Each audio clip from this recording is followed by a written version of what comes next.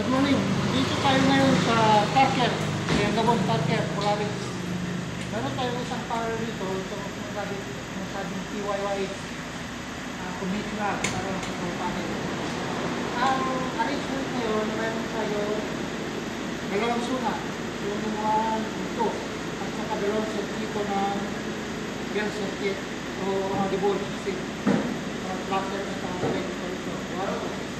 Tuman ang to, debol 1 o debol 2. Ito yung system natin.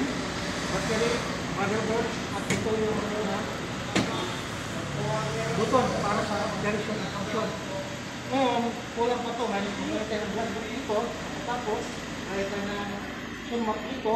Ibig sabihin kung saan ang magkalang dito sa sumat. Paghanapin sa sumat at ito. Ang sample tayo ngayon, magbabang tayo ng manual.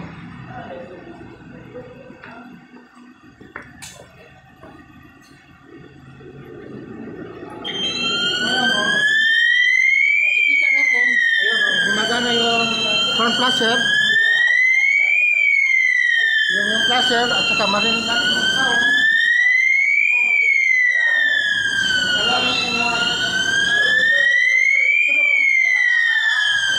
dito sa fire mag-indicate na alarm sa 1 at ito fire so ang gawin natin, tingnan muna natin at open map kung saan ang nag-alarma so na alam na natin nandun sa entrance so manual so para silence natin kasi na-identify na ang problema, i-bilmit natin.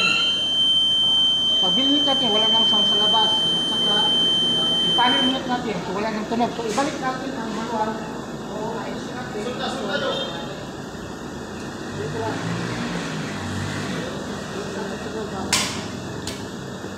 Good! Istili pa alarm, pero naka-normal lang. So, i-reset lang natin dito. Yan lang. Okay. Para ng guide ko, sinasabi natin. At ngayon, mag-testing tayo ng smoke detector. Ikot muna.